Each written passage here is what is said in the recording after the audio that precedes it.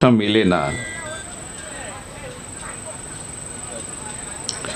সব পাথর যেমন পরশ পাথর হয় না, তদুপরি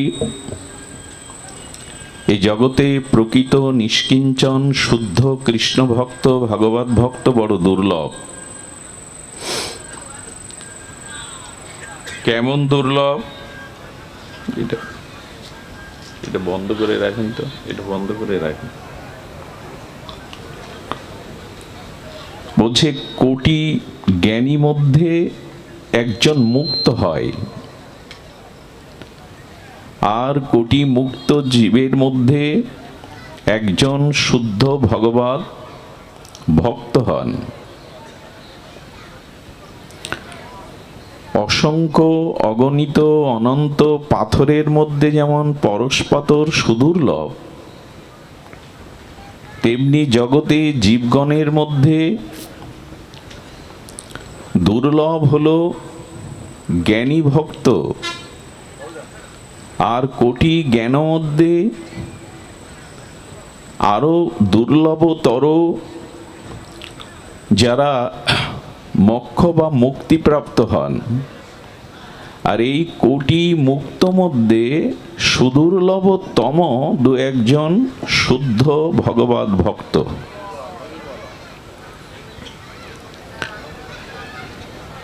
দুর্লভতা হি ভাগবত লোকে, এই জগতে সুদুর্লভতম হল একজন শুদ্ধ নিষ্কিঞ্চন ভগবানের অনুরাগী প্রিয় শুদ্ধ ভক্তের।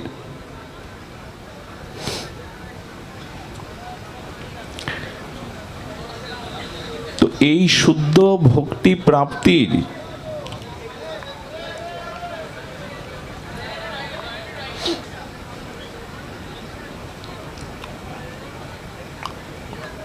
এই শুদ্ধ ভক্তি প্রাপ্তির উপায় কি?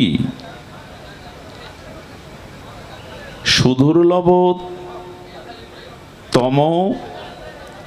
শুদ্ধা ভক্তির উপায়, শুদ্ধা ভক্তি প্রাপ্তির পরম উপায় আমরা কিঞ্চিৎ আস্বাদনে ব্রতী হব।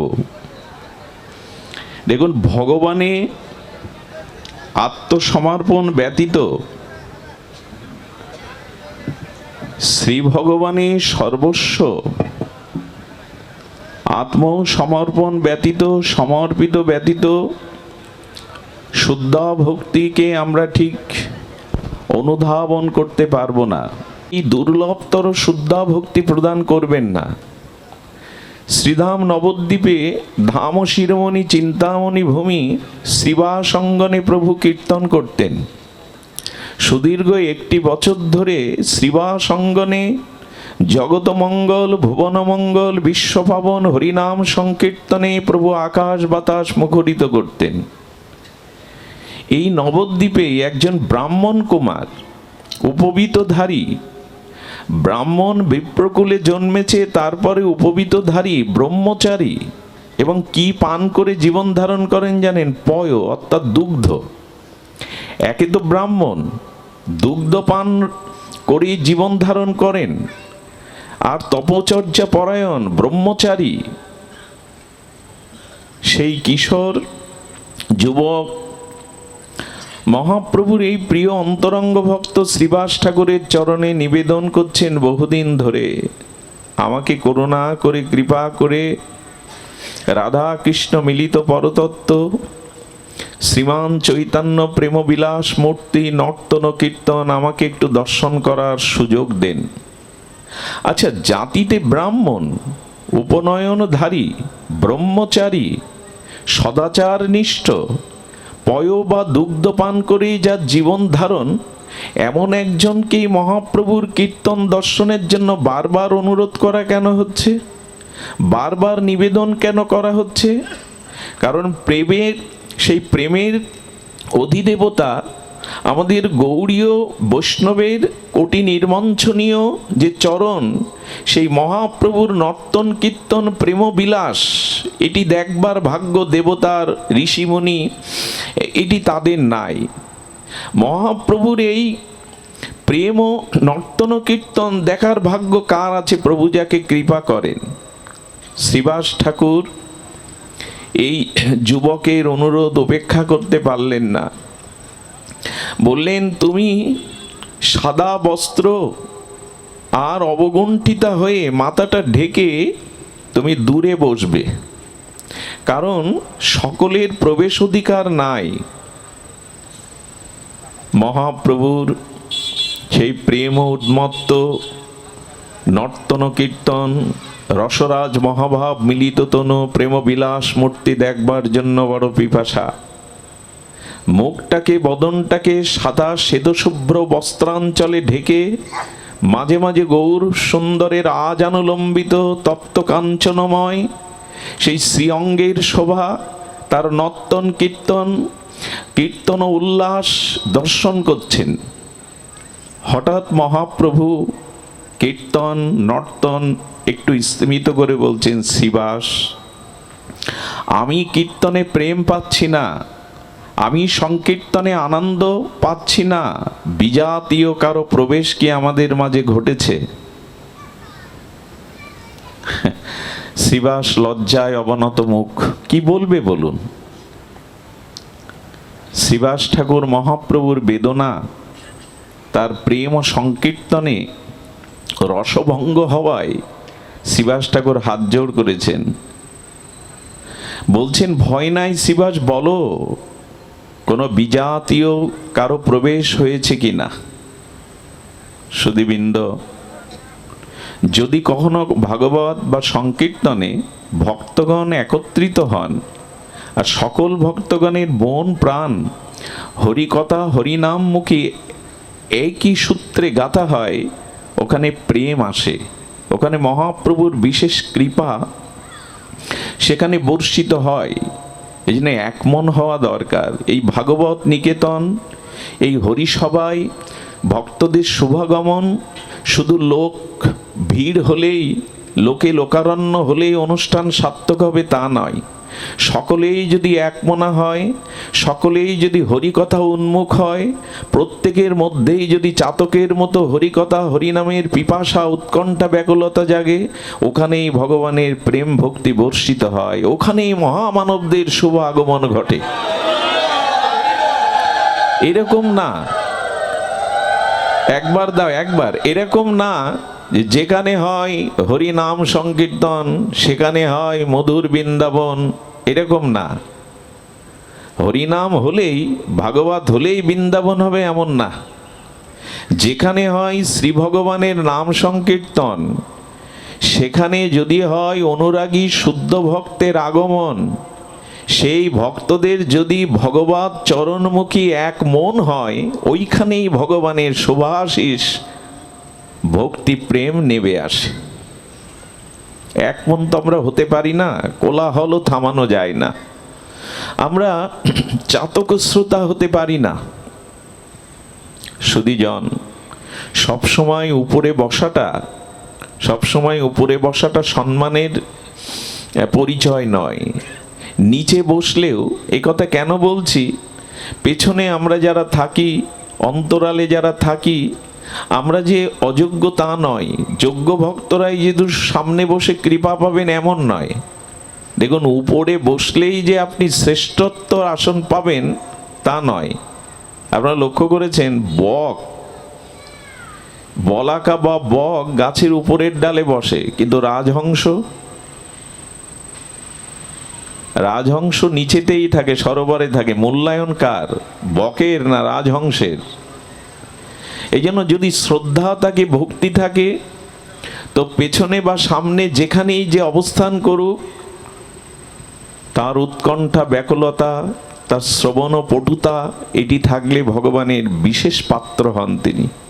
ভগবানের দৃষ্টি শুধু সামনে যারা, তাদের দিকে যায় না, যারা সবার অন্তরালে বসে আছেন এদের দিকেও যায়, যদি তার চিত্ত ভগবানের সমর্পিত হয়। ভয় নাই শ্রীবাস বলায়ে বচন, প্রভুর কীর্তন রসে রসভঙ্গ হওয়ায় শ্রীবাস ঠাকুর তখন হাত জোড় করেছে। মহাপ্রভুকে আনন্দ দেওয়ার জন্য এই গৌর ভক্তগণের জগতে আগমন। তারা জগতে এসেছে মহাপ্রভুকে সুখ বা আনন্দ বিধান করবে বলে। সেবা সুখ তাৎপর্যে মহাপ্রভু যাতে আনন্দ পান, এটাই ভক্তি। ভগবানকে আনন্দ প্রদান করা, সেবা সুখ দান করাই হলো ভক্তি। বিনিময় ভগবানের কাছ থেকে নিজ আত্মসুখ চাওয়াটা ভক্তির পরিচয় নয়। তুমি সুখী হও, তুমি আনন্দ পাও। মহাপ্রভুর সংকীর্তনে বিঘ্ন হওয়াতে শ্রীবাস ঠাকুর করজোরে অবনত মস্তকে দৈন্যর দ্বারা বলছেন, ভয় নাই শ্রীবাস বলায় বচন। কবিরাজ কৃষ্ণ গোস্বামীর অনবদ্য স্বর্ণাই ফলকে লেখা এই পয়ার ধ্যান দিয়ে শুনুন। শ্রীবাস বলছেন, পাষণ্ডে রীতে প্রভু নাহি আগমন। প্রভু তুমি যে কীর্তনে আনন্দ পাচ্ছ না, প্রেম পাচ্ছ না, রসভঙ্গ হচ্ছে, কিন্তু হেতা পাষণ্ডের আগমন নয়। শ্রীবাস তো জানেন এই ব্রাহ্মণ কুমারের পরিচয়। পাষণ্ডে রীতে প্রভু নাহি আগমন, এখানে কোনো পাষণ্ড আসেনি, এখানে কোনো পাষণ্ড আসেনি। সবে এক ব্রহ্মচারী বড় সুব্রাহ্মণ। ধ্যান দিন, উলোধ্বনি বারবার দিতে হবে না, কথার দিকে ধ্যান দিন। বলছেন যে সবে এক ব্রহ্মচারী সুব্রাহ্মণ মহাপ্রভুকে বোঝাচ্ছেন, বাবা বসো বসো, মহাপ্রভুকে বোঝাচ্ছেন সবে এক ব্রহ্মচারী বড় সুব্রাহ্মণ। শ্রীবাস ঠাকুর হলো নারদের আবেশ অবতার। তিনি বলছেন, শ্রীবাস পণ্ডিত পুত্র শোকেও যিনি শোকভীত না হয়ে মহাপ্রভুর কীর্তনে নেচেছেন, গেয়েছেন, প্রভুকে বুঝতে দেননি। প্রভুর কীর্তনে আনন্দ ভঙ্গ হবে, রসভঙ্গ হবে, প্রেমভঙ্গ হবে। তাই মৃতপুত্র কাপড় দিয়ে ঢেকে এসে নৃত্য করে বলেছেন, কোনো অমঙ্গল হয়নি, আমার গৃহে কোনো অমঙ্গল আসেনি, তুমি মঙ্গলময়, তুমি সূর্য সম, তুমি যেখানে সেখানে অমঙ্গল প্রবেশ করতে পারে না। বড় পণ্ডিত না হলে, মহাপ্রভুর পরিকন্যা হলে এটা সবার পক্ষে সম্ভব। একমাত্র শিশুপুত্র মরে যাবে আর তাকে ঢেকে এসে প্রভুকে আনন্দ দেব বলে কীর্তন করব, নৃত্য করব, এ কি সম্ভব? সেই শ্রীবাস বললেন, সবে এক ব্রহ্মচারী বড় ব্রাহ্মণ। প্রভু তুমি কীর্তনে আনন্দ পাচ্ছ না কেন? কীর্তনে প্রেম পাচ্ছ না কেন? বারবার কীর্তন স্থিমিত করছো কেন? এখানে কোনো পাষণ্ডের আগমন হয়নি। পরিচয় দিচ্ছেন শ্রীবাস ঠাকুর, সবে এক ব্রহ্মচারী বড় ব্রাহ্মণ। পণ্ডিত পরিচয় দিচ্ছেন, সর্বকাল পয়পান নিষ্পাপ জীবন, সবসময় দুগ্ধ পান করে ভজন করে, নিষ্পাপ জীবন, উপবিদধারী ব্রাহ্মণ কুমার। এখানে তো পাষণ্ড আসেনি যে তোমার কীর্তনে বিঘ্ন হবে, তোমার রসভঙ্গ হবে। দেখিতে তোমার নিত্য শ্রদ্ধা তার বড়, তোমার এই নর্তন কীর্তন দেখতে তার বহুদিনের আর হৃদয়ের গভীর শ্রদ্ধা। সেই শ্রদ্ধার নিবেদন সে আমাকে জানিয়ে আসছে অনেক দিন ধরে। নিবৃতে আছায়ে প্রভু জানিয়াছ দৃঢ়। প্রভু তার শ্রদ্ধা তোমার এই নর্তন কীর্তনে, তাই একটু অন্তরালে দৃঢ় মনস্কে তোমার এই কীর্তন দর্শন করছেন। এর পরেও প্রভুর প্রেমে বাধা হবে? আপনারাই বলুন। আপনারা তো বিবেচক শ্রোতা, আপনারা তো যথার্থ ভাগবত অনুরাগী শ্রোতা। ঘুম আসছে মা? জেগে থাকুক, চোখ খোলা রাখো। জয় রাধে। এখনই যদি ঘুমিয়ে পড়ো শুরুতে, আমি যাব কোথায়? ঘুমায় না। জয় রাধে।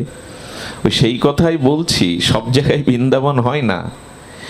এরকম একজন কিশোর প্রবেশ করেছে, তাতেও প্রভুর প্রেমে বাধা, সংকীর্তনে রসভঙ্গ হচ্ছে।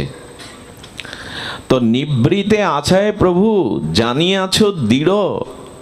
প্রভু নিবৃতে বসে তোমার কীর্তন শ্রবণ করছেন। আপনারাই বলুন, বিজ্ঞ শ্রোতা আপনারা বৈষ্ণব জন, শাস্ত্রজ্ঞ জন, এমন একজন দুগ্ধ পানকারী নিষ্পাপ ব্রাহ্মণ কুমার উপবিদধারী, তার আগমনে মহাপ্রভুর কীর্তন বিঘ্ন হবে? প্রভুর কীর্তন রসভঙ্গ হবে, প্রেমে বিঘ্ন আসবে, সংকীর্তনে রসভঙ্গ হবে। হলো তাই, কেন হলো এটা বলবার জন্য এই অবতারণা। ধ্যান দিয়ে শুনুন কেন প্রভুর এমন দশা হচ্ছে। শুনি ক্রোধ বেশে বলে প্রভু বিশ্বম্ভর। একথা শুনে কারো ক্রোধ হবে? আরো পতিত পাবন অবতারে এসেছেন, দয়ার ঠাকুর হয়ে এসেছেন, হ্যাঁ, তিনি করুণায় অবতীর্ণ হয়েছেন। শ্রীবাসের মুখে এরকম একটা কুমার বালকের কথা শুনে প্রভু ক্রোধ করবে? প্রভু ক্রোধ ভরে কি বলছেন শুনুন। শুনি ক্রোধ বেশে বলে প্রভু বিশ্বম্ভর, ঝাট ঝাট বাড়ির বাহিরে লইয়া কর। সবাই এটা হজম করতে পারবে না কথাটা। মহাপ্রভু বললেন ঝাট ঝাট, ওকে বাড়ির বাইরে বের করে দাও। কেউ ঘুমালে, কেউ তন্দ্রাচ্ছন্ন হলে, কেউ বিষয় কথা বললে যখন আমরা আপনাদের বলি এমন করবেন না, কিন্তু মহাপ্রভু করুণায় অবতার, পতিত উদ্ধারণ লীলাতে এসছেন, তিনি বলছেন ঝাট ঝাট বাড়ির বাহির করে দাও ওকে। জগৎ শিক্ষার জন্য মহাপ্রভু এই লীলা অবতরণ করালেন। তিনি বলছেন যে ঝাট ঝাট বাড়ির বাহিরে লইয়া কর, মোর নিত্য দেখিতে ইহার কোন শক্তি। আমার নিত্য দর্শন করবার জন্য ওর তেমন শক্তি যোগ্যতা আছে কি যে আমার নিত্য দর্শন করবে? মহাপ্রভু বলছেন কথাটি। মোর নিত্য দেখিতে ইহার কোন শক্তি, পয়পান করিলে মোহে হয় কি ভক্তি। দুধ পান করলেই আমাদের ভক্তি হবে? কিছু মনে নেবেন না। ভগবানকে নিবেদন করে পাওয়া প্রতিটি জীবের উচিত, বিশেষ করে মনুষ্য সমাজে যারা আছি। ভগবানের বস্তু, এ সৃষ্টির প্রভু তিনি, তিনি গতি, তিনি ভর্তা, তিনি সাক্ষী, তিনি প্রভু। সৃষ্টি স্থিতি যা কিছুর মূল অনাদি কারণ ভগবান। তাই যার বস্তু তাকে অগ্রে না দিয়ে পাওয়াকে অগ্রভোগ বলে। যার বস্তু তাকে অগ্রে না দিয়ে নিজে পাওয়াকে বলে অগ্রভোগ। কারণ যার বস্তু তাকে না দিয়ে আগে পেলাম, নিজে পেলাম, একে অগ্রভোগ দোষে দোষী হতে হয়। এই জন্য ভগবানকে নিবেদন না করে যারা পায়, গীতার মহাবাণীতে তাদের চোর নামে অভিহিত করা হয়েছে, অগ্রভোগ বলা হয়েছে। তার বস্তু তাকে না দিয়ে আগে পাওয়া, একে বলে অগ্রভোগ। এখন নিরামিষ যারা আমরা অনেকেই পাই, আমাদের অনেক অভিমান কাজ করে, আমি নিরামিষ পাই। নিরামিষ পেলেই, দুগ্ধপান করলেই, বছরে 6 মাস তীর্থ পরিভ্রমণ করলেই, দান ধ্যান যজ্ঞ করলেই তুমি ভক্তি পাবে, এমন নয়। এটা এমন কিছু বড় না যে দ্বারা তুমি প্রেম ভক্তি পাবে। প্রেম ভক্তি অনন্য বিষয়। মহাপ্রভুর মুখে শুনুন, মোর নিত্য দেখিতে ইহার কোন শক্তি, পয়পান করিলে মোহে হয় ভক্তি। তবে প্রভুকে প্রশ্ন করি তো আমরা, কিসে ভক্তি হয় বলো? ব্রাহ্মণ হলে হবে না, উপবিদধারী হলে হবে না, নিষ্পাপ জীবনযাপন করলে হবে না, দুগ্ধ পান করে ভজন করছি তাও হবে না, তাহলে কিসে হবে? কিসে তোমার ভক্ত হওয়া যাবে, ভক্তি পাওয়া যাবে?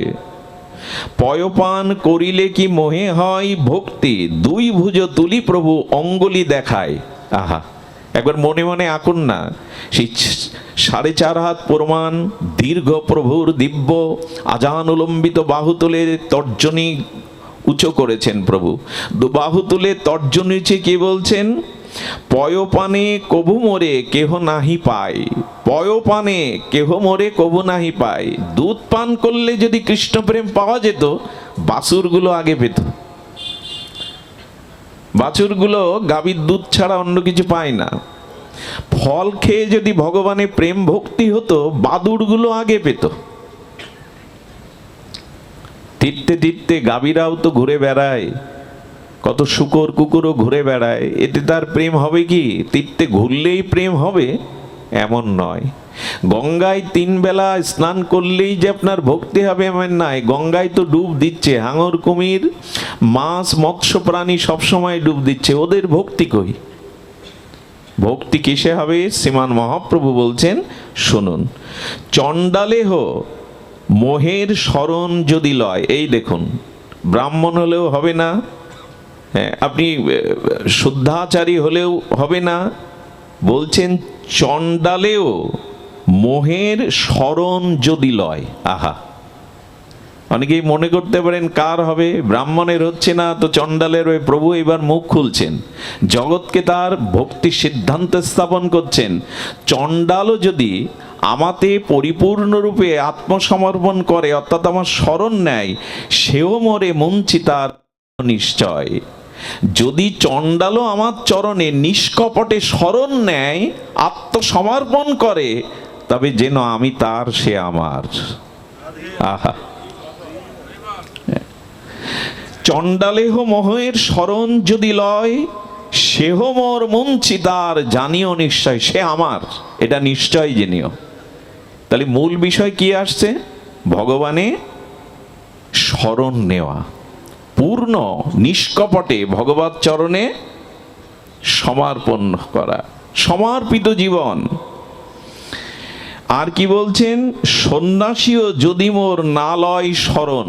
আহা, সন্ন্যাস নিয়েছে, ত্যাগ বৈরাগ্য নিয়েছে, কিন্তু সেও যদি আমার চরণে নিষ্কপটে, লোক দেখানো না, কপট রহিত নিষ্কপট, এই জগতের মান মর্যাদা পদ প্রতিষ্ঠা আত্মসুখ প্রবঞ্চনা ত্যাগ করে যদি ধর্ম অর্থ কাম মোক্ষ এই চতুর্বর্গ ফল ত্যাগ করে এক আমার প্রীতির জন্য আমার চরণে শরণ নেয়, চণ্ডালেরও আমি নিশ্চয়, কিন্তু সন্ন্যাসী হয়েও যদি শরণ না নেয়, সেহ মোর নহে সত্য বলিল বচন।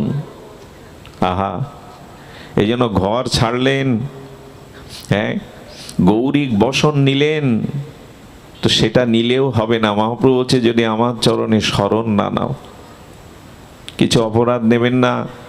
ত্যাগ এমন না, আমি বাড়ি আমার জন্মস্থানের ঘর ছাড়লাম, গিয়ে উঠলাম 5 তলায়, একটা ঘর ছেড়ে আর একটা ঘরে উঠলাম, এতে সন্ন্যাসের কি মহিমা? ঘর তো ছেড়ে আর একটা ঘর পেলাম, আরো বড় ভালো ঘর পেলাম। আচ্ছা, পুত্র কন্যার প্রতি মোহ ত্যাগ করলাম, এরই নাম তো সন্ন্যাস। ব্রহ্মচর্য নিলাম, কিন্তু কোন কোন শিষ্যের প্রতি পুত্র কন্যার থেকে আরো মোহ এসে গেল। এই যে ত্যাগ, এই ত্যাগ মহাপ্রভুতে সন্তুষ্ট নন। আচ্ছা, গৃহের জমি জমা অর্থবিত্ত ছেড়ে দিলাম, এই জন্য তো সন্ন্যাস নিলাম, কিন্তু সন্ন্যাস নেওয়ার পরে অর্থবিত্ত ব্যাংক ব্যালেন্সের প্রতি আরো মোহ বেড়ে গেল, আরো হিসাব নিকাশ বেড়ে গেল। একে কি বলবেন? সন্ন্যাস। আর বর্তমান কলিযুগে এটাই বেশি হয়, সকলের জন্য নয়, কিন্তু মাদিস জীব আবেগে তাড়িত হয়ে ঘর ছেড়ে দেয়, কিন্তু বড় ঘরে গিয়ে ওঠে। অর্থবিত্তের মায়া ছেড়ে দেয়, কিন্তু সেখানে গিয়ে আর অর্থবিত্তের জঞ্জালে জড়িয়ে যায়। পুত্রকন্যার প্রতি মমতাই যদি ছেড়ে গেলে, তা আবার কোন কোন শিষ্যের প্রতি এত গাঢ় মমতা কেন? সে না হলে চলবে না। মহাপ্রভু বললেন না, সন্ন্যাসীও যদি মোর না লয় শরণ। শব্দগুলো অনুধাবন করতে হবে। সন্ন্যাসীও যদি মোর না লয় শরণ, সেও মোর নহে সত্য বলিল বচন।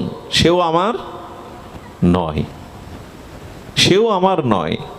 চণ্ডাল হলেও আমার, যদি সে আমার চরণে শরণাগতিতে পূর্ণ আত্মসমর্পণ করে। কিন্তু সন্ন্যাসীও আমার নয় যদি সে সমর্পিত না হয়। আচ্ছা বলুন তো, এখানে বলছেন গজেন্দ্র বানর গোপ কি তপ করিল, বলো দেখি তারা মোরে কি তপে পাইল। মহাপ্রভু দৃষ্টান্ত দিচ্ছেন, হনুমান কিষ্কিন্ধার বানরগণ কি তপস্যা করেছে যে আমার চরণ পেল। হনুমানের বুকের মধ্যেই তো আমি, তার প্রতিটি লোমকূপেই আমি, কি তপে পেল।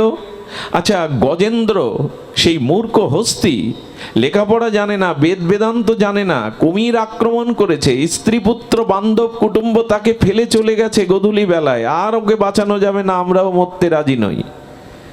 সেই সুর উঁচু করে ভগবানের নামও জানে না, তবু ডাকলেন, গজেন্দ্রকে প্রভু উদ্ধার করলেন। কি তপস্যা ছিল, কি তার ত্যাগ বৈরাগ্য ছিল। এই জন্য গজেন্দ্র বানর, বৃন্দাবনের গোপগণ, তারা তো শাস্ত্র খুব বেশি পড়েনি, তারা তো তপস্যা যোগ অবলম্বন করেনি, স্বাধ্যায় করেনি, গোপীগণ কিসে পেল? মহাপ্রভু দৃষ্টান্ত দিলে বানর পেল, গজেন্দ্র পেল, ব্রজের গোপগণ পেল। বলো দেখি তারা মরে কি তপে পাইল, কি তপস্যা করেছে যে পাবে? এদের তপস্যা আর কিছু নাই। আচ্ছা, এরা কিসে পেল? মহাপ্রভু বারবার ওই একটা দিকে আমাদের অঙ্গুলি নির্দেশ করছেন, যাই করো আমার চরণে শরণাগতিতে এসো। শরণ নাও, শরণাগতি না এলে পাবে না। বারবার এই দিকে দিগদর্শন করছেন মহাপ্রভু, শরণাগতি চাই। শরণ না নিলে তুমি ব্রাহ্মণ হয়েও আমার নও, চণ্ডাল হয়েও সে আমার নিশ্চয়, যদি পূর্ণ নিষ্কপট শরণাগতি আমাদের থাকে। আচ্ছা, তপস্যা করলেই যদি সব হয়ে যায়, মহিষাসুর তপস্যা করেনি? একটু কথা বলুন, রাবণ তপস্যা করেছিল কিনা? এরা যা তপস্যা করেছে দেবতা ঋষিরাও তা করেনি। তপস্যা করলেই হয়? তপস্যা করে এরা অসুর হয়ে গেল, দানব হয়ে গেল হিরণ্যকশিপুর।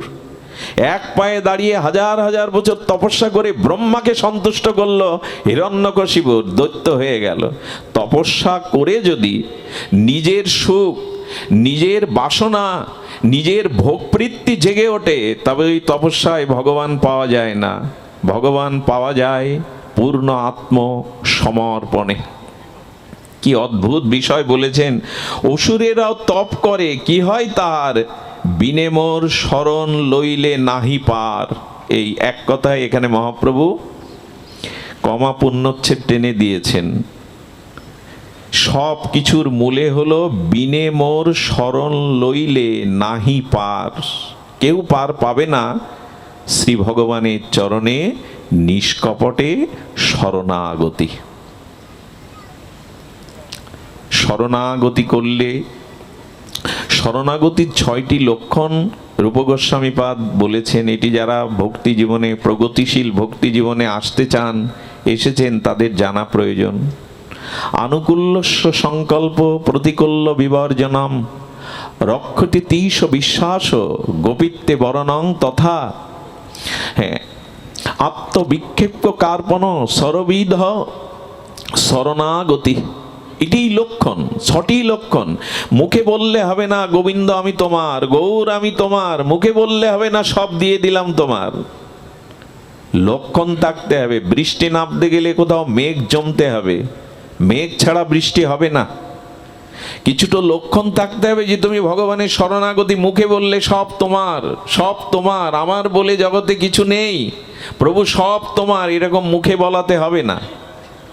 আচ্ছা, মুখে বললে আপনি আমি ভুলতে পারি। আমার হৃদয়ে বসে আমার 1 কোটি জন্ম পরে আমার মনে কি বাসনা জাগবে, কি সংস্কার জাগবে, যিনি জানেন, তাকে ফাঁকি দেওয়া যায়?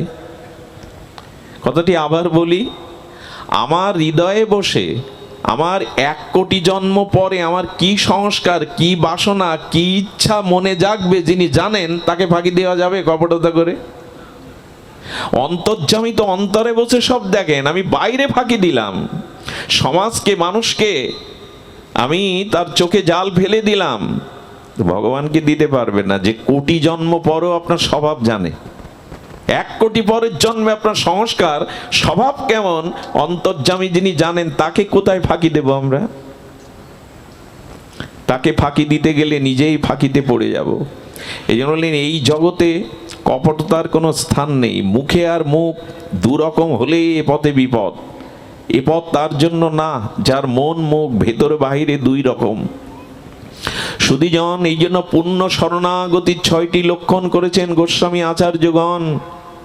সেটি হলেন আনুকূল্যস্য সংকল্প, ভগবানের অনুকূল প্রীতি সেবাময় বিষয়গুলো গ্রহণ করতে হবে, যাতে ভগবানের আনুকূল্যময় প্রীতি সুখ আনন্দ হয়, শুধু সেইটুকুই গ্রহণ করতে হবে। প্রাতিকূল্য বিবর্জনম, যা ভগবানের আনন্দ প্রীতি সেবার অন্তরায় বাধা, তাকে ত্যাগ করতে হবে।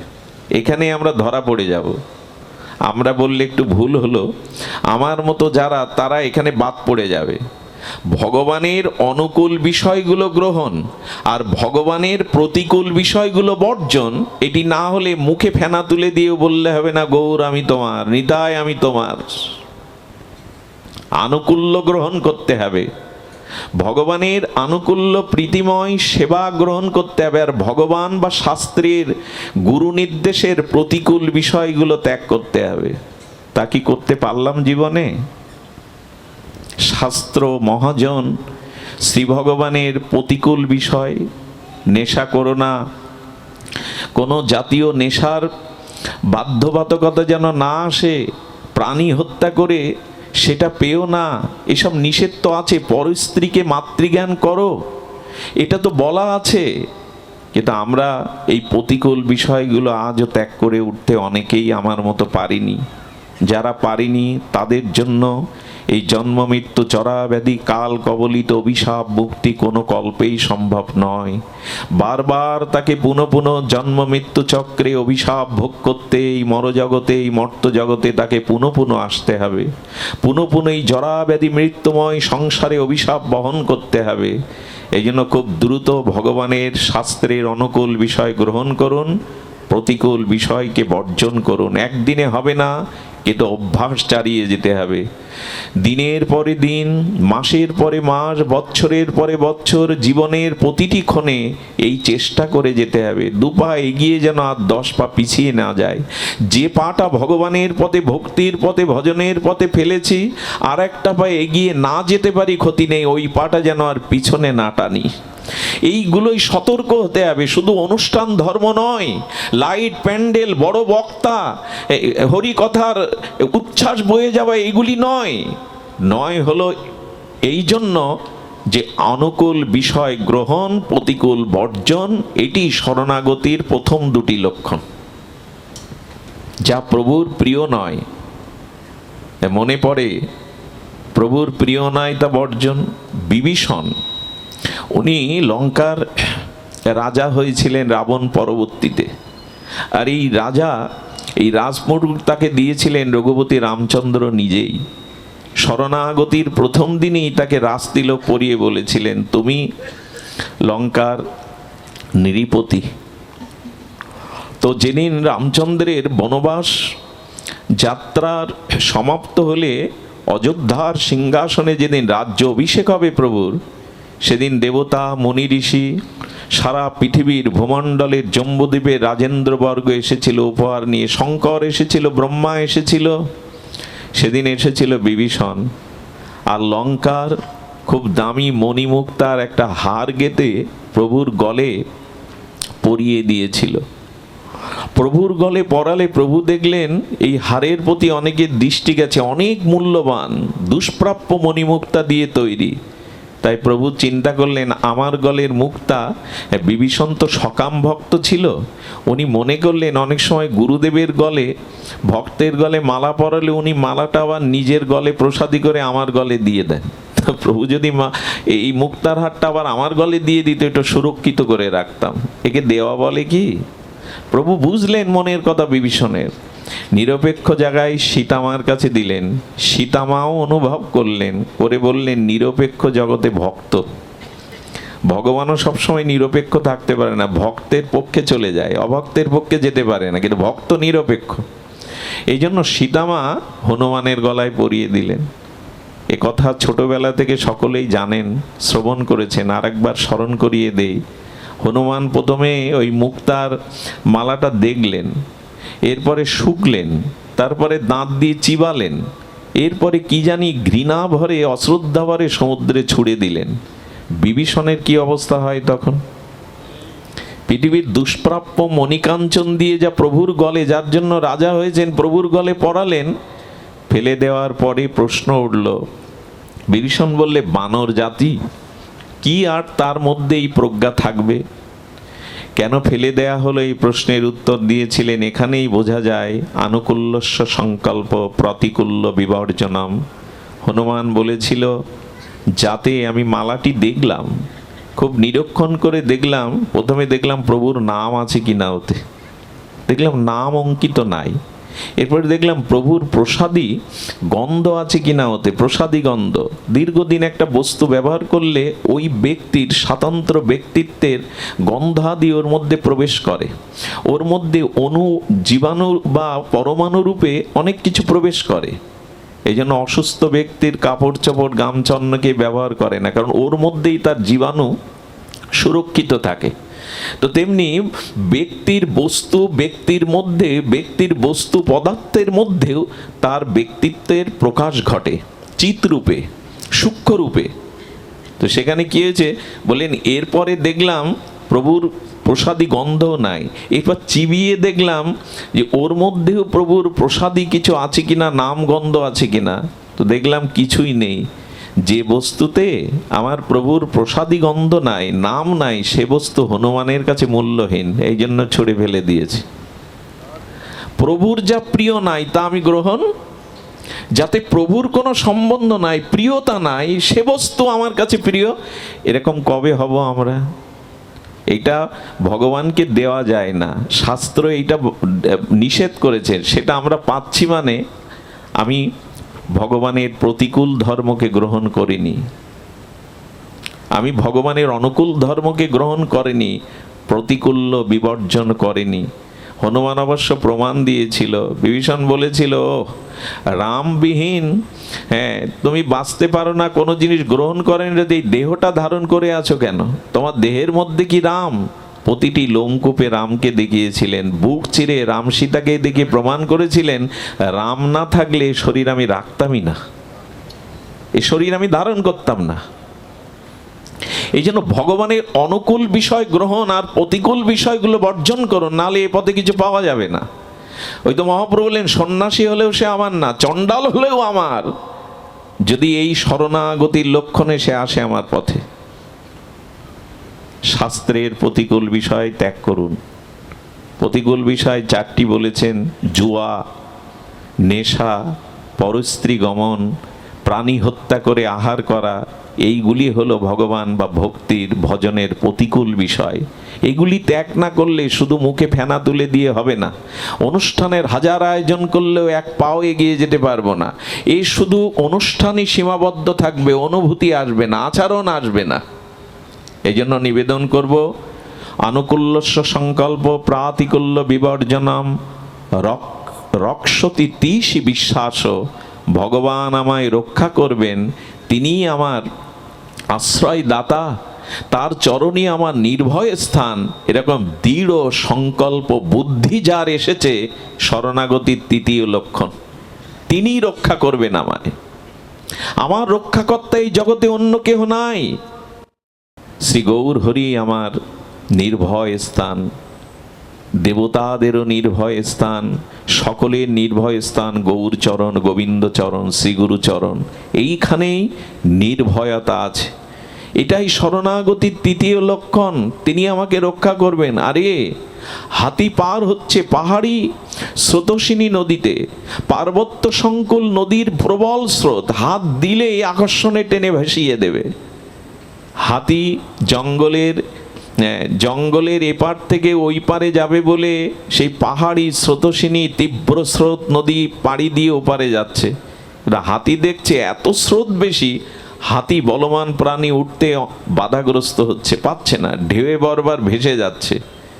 হাতি বারবার এই জলের স্রোতের শক্তির কাছে পরাভূত হয়ে আর চিন্তা করছে, না রে, আমার পাশ দিয়ে আমার লোমকূপের মতো ছোট ছোট মাছগুলো দল বেঁধে আনন্দে সঙ্গীত করতে করতে, আনন্দে সাঁতার কাটতে কাটতে জলের বিপরীতে যাচ্ছে, আর আমি কিনা হাতি সেই জলের স্রোতে আমি ভেসে যাচ্ছি। এর কারণ কি? আচ্ছা, স্রোতে দেখেছেন কাঠের গুঁড়ি ভেসে যায়, নৌকা ভেসে যায়, মরা লাশ ভেসে যায়, কিন্তু মাছগুলো উজানে উল্টো দিকে যায়। এর কারণ কি? হাতি অবাক চোখে দেখছে, বাহ, পার্বত্য সংকুল স্রোতস্বিনী নদীতে আমি ভেসে যাচ্ছি, ছোট ছোট মিন মাছগুলো স্রোতের বিপরীতে কি করে উজানে যায়? প্রশ্ন করুন তো মাছের কাছে। মাছের ভাষা যদি থাকতো, ওরা উত্তর দিত কি জানেন? হাতি, শোনো, কেন আমরা উল্টো দিকে স্রোতে ভেসে যাচ্ছি? আমাদের জন্মই এই জলে, আমাদের আশ্রয় এই জল, জল ছাড়া আমরা বাঁচব না। সোনার থালায় পদ্মের কোমল পাপড়ির মধ্যে থাকলেও ছটফট করে মারা যাব। জলই আমাদের জীবন, জলই আমাদের আশ্রয়। তাই জলের প্রতি পূর্ণ সমর্পণ করে দিয়েছে। বাঁচালে তুমি বাঁচাও, মারলে তুমি মারো, তোমাকে ছেড়ে আমরা বাঁচব না। এই সমর্পণ কারণে জল বলছে, তুই যেহেতু আমাতে আশ্রয় নিয়েছিস, শরণাগতি নিয়েছিস, তা আমি হাতি ভাসিয়ে এনে গেলেও তোদের বুকের মধ্যে টেনে রাখবো। তাই মাছগুলো উজানে উল্টে দিকে যাচ্ছে। জো যাকো শরণ লিয়ে সোরাখো তাকো লাজ, উল্টা জলে মছলি চলে বহি যায় গজরাস। তুলসীদাস গোস্বামী তিনি এই শ্লোকে বলছেন, দেখো জগৎ শরণাগতির কি মহিমা। নির্ভয় হতে চাও, এই জগতের ভয়কে নির্ভয় স্থানে আশ্রয় পেতে চাও, গৌর গোবিন্দ চরণে পূর্ণ শরণাগতি নাও, আত্মসমর্পণ করো। কারণ যে যার শরণ নাই সে তাকে রক্ষা করে।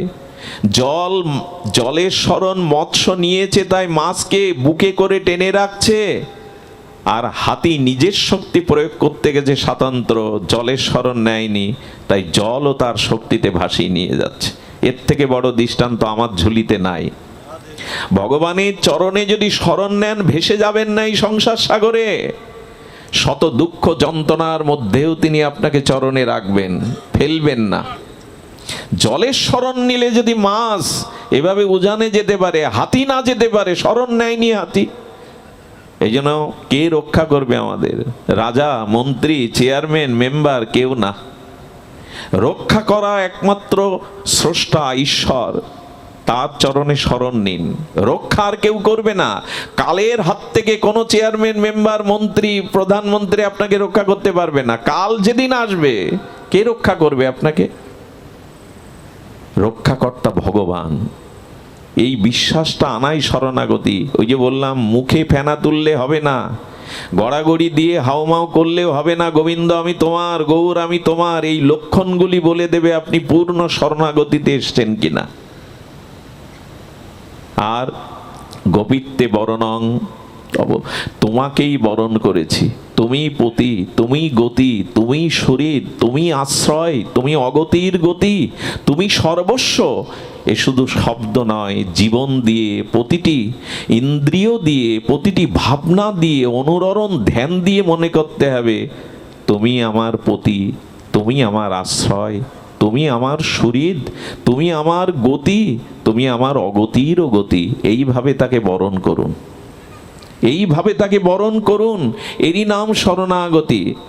হ্যাঁ, গোপিত্বে বরণং তথা আত্মনিক্ষেপ্য কার্পণ্য। ভগবানের নাম নিতে, ভগবানের ভজন করতে, জীবনের যা কিছু তাকে নিবেদন করতে কার্পণ্য করবেন না। আত্মাকে না জানায় কর্পণতা, ভগবানকে ভজন না করায় কৃপণতা। শুধু টাকা গচ্ছিত করে রাখলেই তাকে কৃপণ বলে না। এই জগতে সব থেকে বড় কৃপণ যিনি মনুষ্য জন্ম পেলেন, বিবেক পেলেন, বুদ্ধি পেলেন, শাস্ত্র পেলেন, সাধুগুরু পেলেন, ধাম পেলেন, গঙ্গা পেলেন, তুলসী পেলেন, বৈষ্ণব পেলেন, প্রসাদ আদি পেলেন, এর পরেও যিনি ভজন না করে জগৎ থেকে সরে গেলেন, ইনি কৃপণ। কাজের কাজ করলেন না যে জন্য সে এসেছিল, ইনি প্রকৃত কৃপণ। আর কৃপণের কোনো কালেই ঠাঁই নাই। কৃপণ কোনো জন্মেই ভক্তি পাবে না। কৃপণতা এমন একটা দোষ, সবখানে ইহকাল পরকালে তাকে শেষ করে দেবে। কৃপণতার ইহজগতে পরজগতে কোথাও স্থান নাই। এই জন্য প্রকৃত কৃপণ ভগবান ভজন না করা, আত্মাকে না জানা, এই ষড়বিধ লক্ষণ যার মধ্যে, ইনি শরণাগতি, যথার্থ শরণাগতি এটি। আসুন আমরা চেষ্টা করি, একদিনে হবে না, এক জন্মেও হয়তো হবে না, তবে নিতাই গৌড়ের এই প্রেম ধর্মে অনার্পিত চরিত যুগে, এই করুণার যুগে আমরা সামান্য এগিয়ে গেলে তিনি এগিয়ে আসবেন। কিন্তু বাধা কোথায়, অন্তরায়টা কোথায়, সামান্য একটু আস্বাদন করি। অন্তরায় কি জানেন? ভগবান শঙ্কর পার্বতীকে বলছেন, শ্রী ভগবান বারবার কেন জগতে আসেন, লীলা করেন? পার্বতীর এই প্রশ্নের ভগবান শঙ্কর উত্তর দিচ্ছেন, ধ্যান দিন। অনুগ্রহায় ভূতানাং মানসিং তনমাশ্রিতম ভজতে তাদৃশী ক্রিয়া য সূত্রা তৎপর ভবেৎ। ভাগবতজি ভগবান এই শ্লোক বলেছেন, অনুগ্রহায় ভূতানাম মানসিং তনমাশ্রিতম, অর্থাৎ ভগবান বারে বারে এই মনুষ্য শরীর ধারণ করে কেনই জগতে লীলা করেন, তার কারণ ভগবান শঙ্করের মুখে শুনুন। ভগবান জগতে আসেন, এর অনেকগুলো কারণের মধ্যে একটি কারণ ভগবান শঙ্কর মাতা পার্বতীকে দিয়ে জগৎকে শোনাচ্ছেন। একবার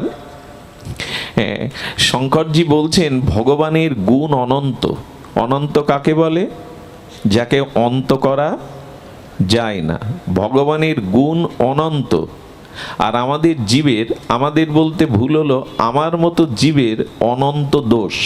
ভগবানের অনন্ত গুণ আর আমার দোষ গুণে বলা যাবে? বলতে পারবেন? আমি তো পারবো না, আমার দোষ কত জন্মের কত দোষ, এ গুণে বলা যাবে না। এই জন্য শাস্ত্র বলছেন ভগবান তোমার গুণ যেমন অনন্ত, তেমনি আমার মতো জীবের দোষও অনন্ত। এই অনন্তে অনন্তে যদি সামনাসামনি হয়, তাহলে জীব ভগবানকে কি বলবে? বলে প্রভু দেখো, তোমার কোনো প্রতিযোগী থাকা উচিত নয়। একই চেয়ারে দুজন প্রধানমন্ত্রী বসতে পারে না, একই ব্যাসপীঠে আমরা দুইজন পাঠ করতে একই সাথে পারবো না। তো প্রভু তোমার কোনো প্রতিযোগী থাকা উচিত নয়। ভগবান বলছে কেমন? বললেন আমার অনন্ত দোষ আর তোমার অনন্ত গুণ, এই দিক দিয়ে আমি আর ওদিক দিয়ে তুমি, এক হলো না। তোমার এই অনন্ত গুণের কোনো প্রতিযোগী যেন না থাকে। ভগবান বলছে তাহলে কি করতে হবে? বলে এক কাজ করো প্রভু, তোমার প্রতিযোগী রাখবে কেন? তুমি আমার অনন্ত দোষকে শোধন করে নাও, তাহলেই তুমি অনন্ত গুণময় রূপে তোমার স্বীকৃতি হবে। আমার দোষ স্খলন করে নাও, আমার অনন্ত দোষ আবার তোমার অনন্ত গুণ, তোমার প্রতিযোগী কেন থাকবে? তুমি আমার দোষকে স্খলন করে দাও, শোধন করে নিয়ে তোমার করে নাও, যাতে তোমার অনন্ত গুণের প্রতিযোগী কেউ না থাকে। দেখুন বিনয় পত্রিকায়, কথাটি ধ্যান দিয়ে শুনবেন আশা করছি, খুব মার্মিক কথা। যেমন এই মালা গেঁথে দেখবেন এইখানে একটা বড় ফুল দেয়, চেন করলে এখানে একটা লকেট দেয়, ওইটা খুব শোভা পায়। তেমন হাজার কথার মধ্যে এই কথাগুলি ওই লকেটেরই মতো। এখানে একটা স্থূল পদ্ম দিলে যেমন মালাটা শোভা হয়, এই কথাটাও তেমন শোভা। বিনয় পত্রিকায় গোস্বামী তুলসী দাস একদিন রামচন্দ্রের সভাতে উপস্থিত। সভাতে গিয়ে অবনত মস্তকে সাষ্টাঙ্গে প্রণাম করে বলছেন প্রভু আপনার সবাই এসে দেখলাম এখানে একটি বিষয়ের কমতি আছে, আর সেটা আমি ছাড়া কেউ পূর্ণ করতে পারবে না। ভক্তের ভাষা এমন হয়। প্রভু রামচন্দ্রের সবাই গিয়ে বলছেন এখানে একটি কমতি আছে, কম আছে, আর আমি ছাড়া সেই কমতি পূর্ণ করতে পারবে না।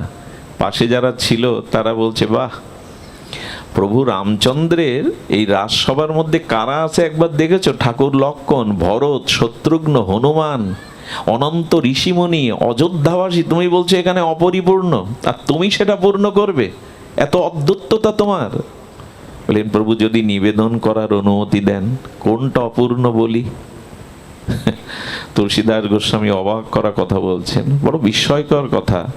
বললেন প্রভু তোমার অনন্ত নামের মধ্যে, অনন্ত গুণের মধ্যে একটা গুণ, একটা নাম হলো তুমি পতিত পাবন।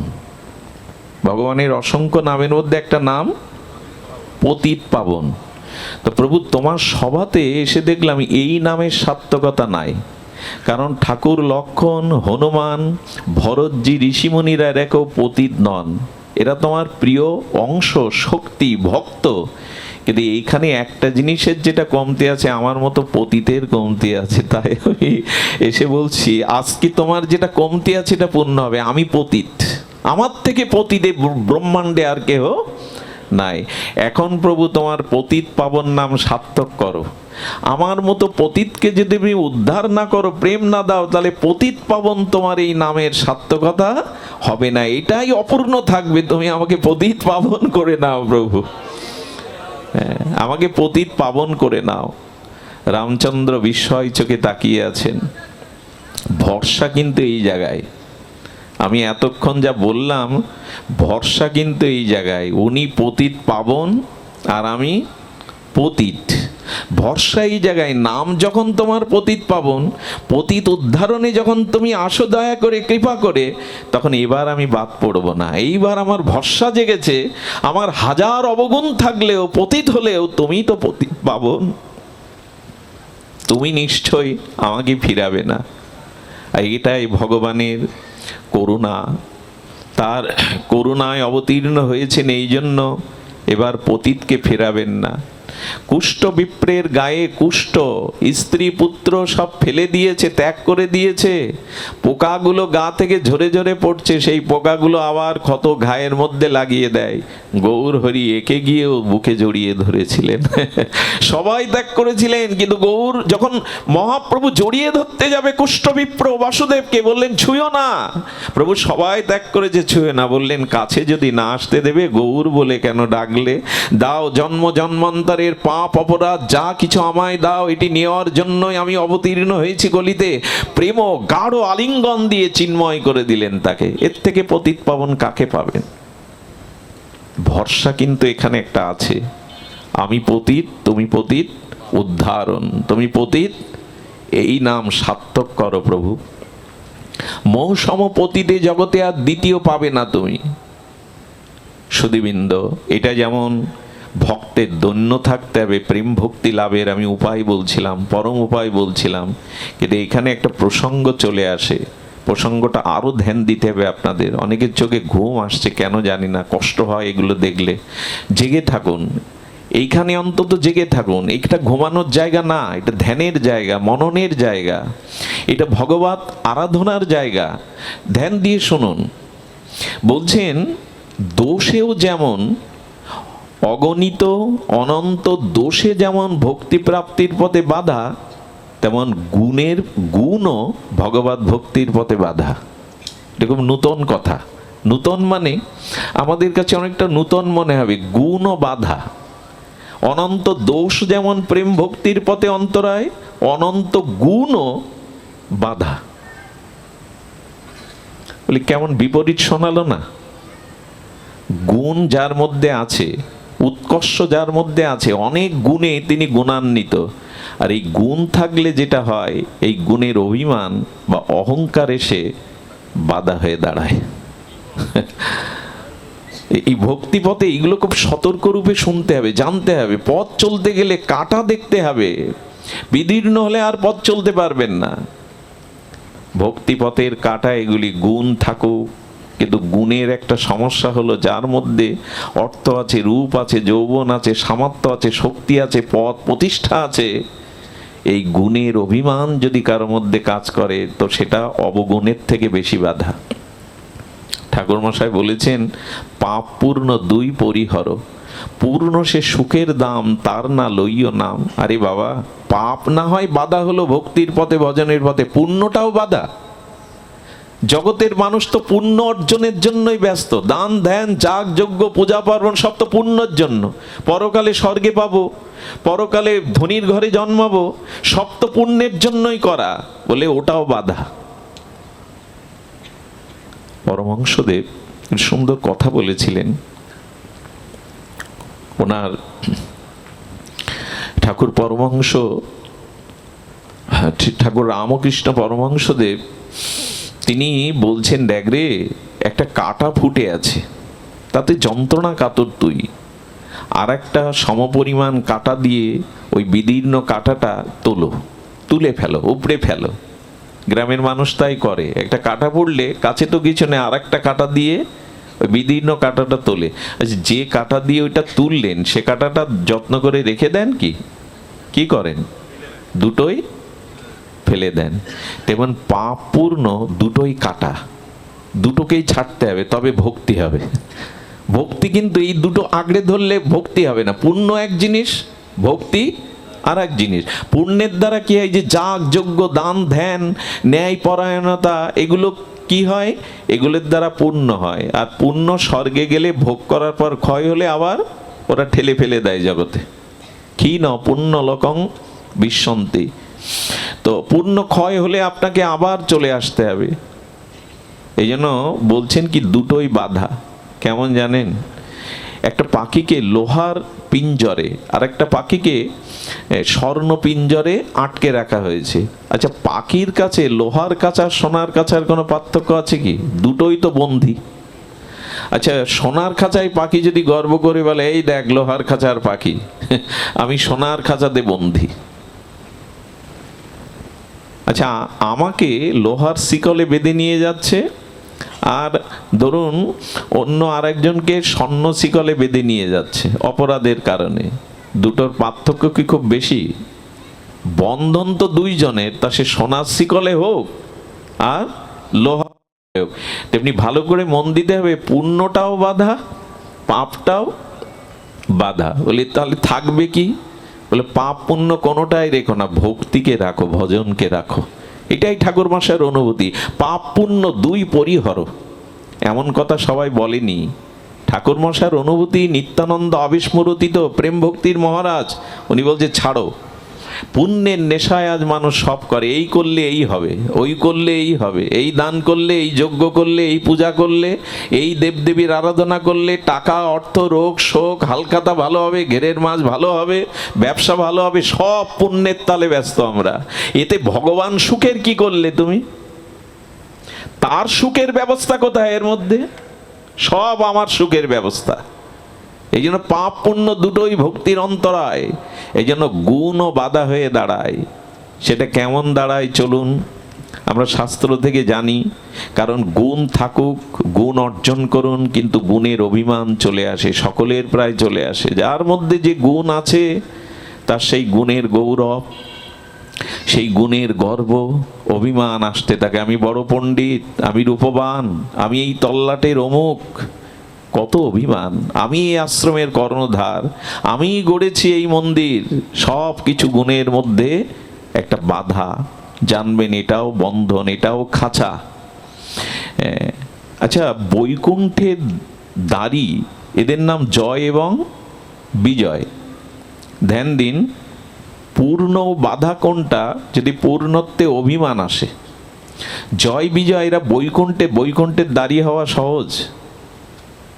জয় এবং বিজয় তাদের অনুমতি নিয়েই ভগবানের কাছে যেতে হয়। সাধারণ তারা সব চারি হাত বিশিষ্ট, তারা সব বৈকুণ্ঠের পরিকর। জয় আর বিজয়, মানুষের জীবনে যখন গুণ আসতে থাকে, সামর্থ্য আসতে থাকে, চারিদিকে জয় হতে থাকে, বিজয় হতে থাকে, তখনই এই গুণের দ্বারা যে জয় এবং বিজয় আসে, তখনই নেমে আসে এই গুণের গর্ব, বিজয়ের গৌরব। একটু নাম ছড়িয়ে গেছে, অমুক পাঠক খুব ভালো পাঠ করে, আমার আর মাটিতে পা পড়ল না। বিজ্ঞাপনের দ্বারা, প্রচারের দ্বারা যদি আমাদের মধ্যে কোনো গুণ আসে, একবার মনে পড়ে আমরাও কোথায়, এরা বা কোথায়। একবার রাধাকুণ্ডের এক পরম রাধা চরণ নিষ্ঠাইক জীবাতু সেই মহারাজ একবার পাঠ করার কথা ছিল। তো যারা গাড়ি করে এনেছেন, বাবাজিকে নিয়ে যাবেন, গাড়িতে বেশ আসন টাসন বসিয়েছেন, বললেন বাবা চলুন, আপনার আজ হরিকথা বলার দিন। বাবা বলছে তোমাদের প্রচারপত্রটা একবার দেখি। প্রচারপত্রে দেখছেন ওনার নামের আগে আষাঢ় লাগানো অনেকগুলো, রাধাকুণ্ড তটাশ্রয়ী পণ্ডিত প্রবার বিদগ্ধ ত্যাগী শিরোমণি অমুক তমুক। বাবা ওইটা পড়ে একটু ব্যথা পেয়ে বললেন কি, এক কাজ করো, আমার নামে না শুনে যে উপাধিগুলো লিখেছ, এই উপাধি বিশেষণগুলোকে নিয়ে ব্যাসপীঠে বসিয়ে দাও, আমি যাব না। এরা কারা আর আমরাও বা কারা? আমরা এসে দেখি আমার নামের আগে কি লেখা হয়েছে, দক্ষিণ অঞ্চলের চলমান ভাগবত লিখেছে কিনা। মনে মনে মনে হয় শুধু বিল্বমঙ্গল নাম লিখলো, আগে একটু বিশেষণ দিতে পারতো না? ফেসে গেলাম, ধরা খেয়ে গেলাম, পড়ে গেলাম। বাবা বলছেন, বাবা ভুল হয়েছে, অপরাধ হয়েছে। বললেন ব্রহ্মাও যদি আমাকে যেতে বলে, আমি এখান থেকে এক চুলো যাও, ওই উপাধিগুলো বসিয়ে দাও।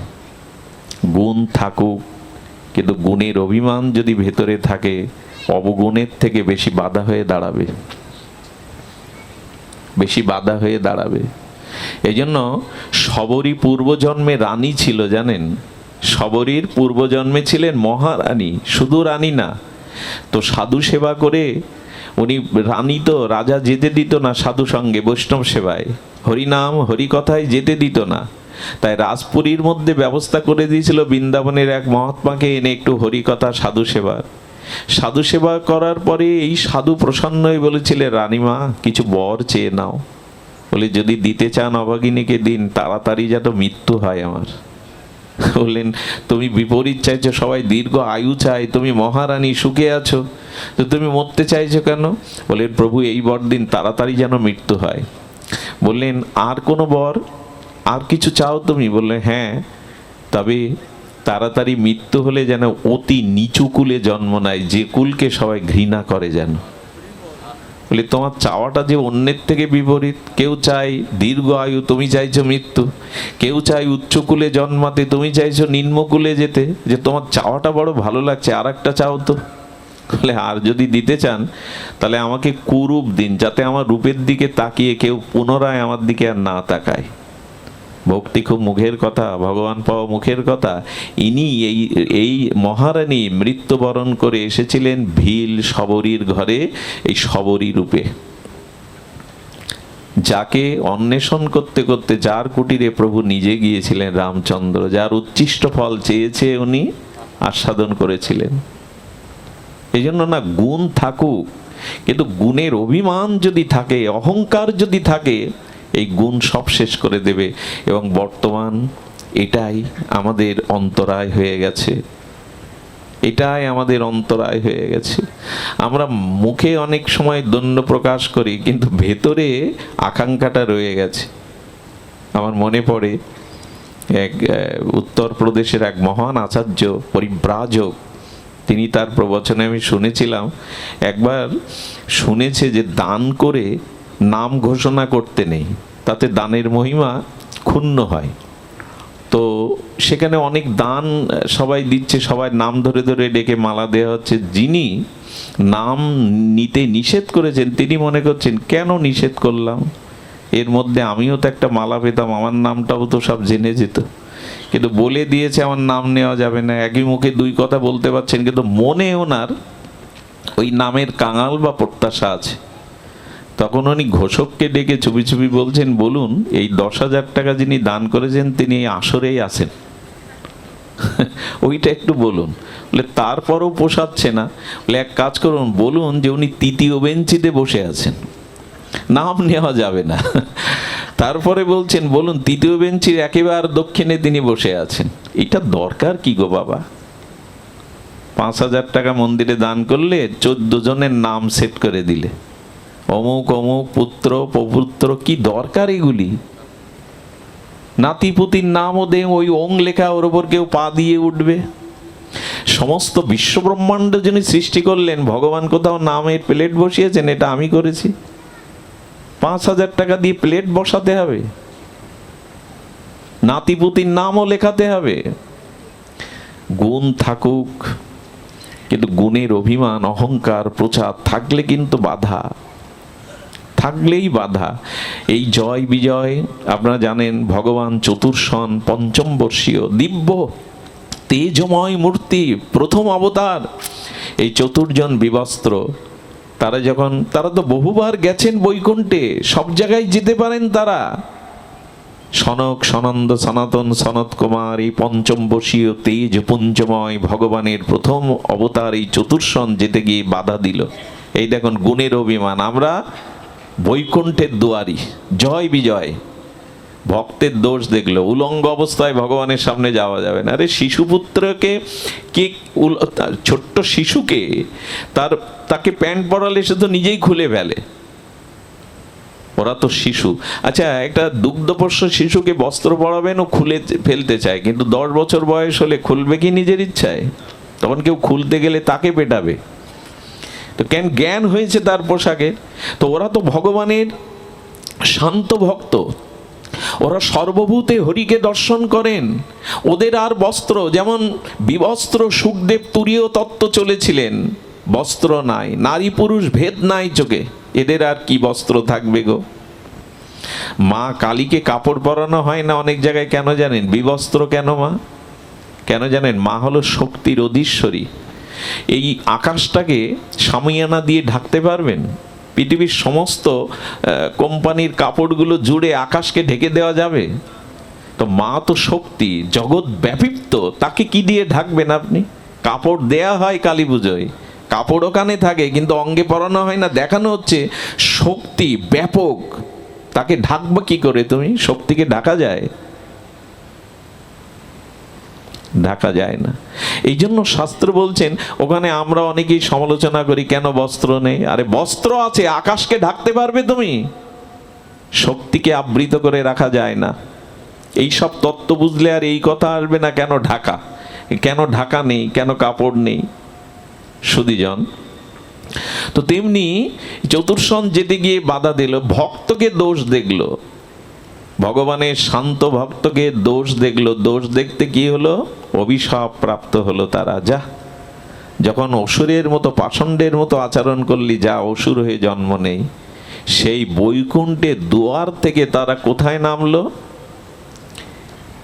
হিরণ্যাক্ষ, হিরণ্যকশিপু, রাবণ, কুম্ভকর্ণ, দন্তবক্র, শিশুপাল। 3 জন্ম, 3 কল্পে তাদের আসতে হলো অসুর দৈত্য হয়ে। গুণ আছে আপনার, কিন্তু গুণের অভিমান থাকলে কিন্তু পরিণতি এটাই জানাচ্ছেন ভাগবত।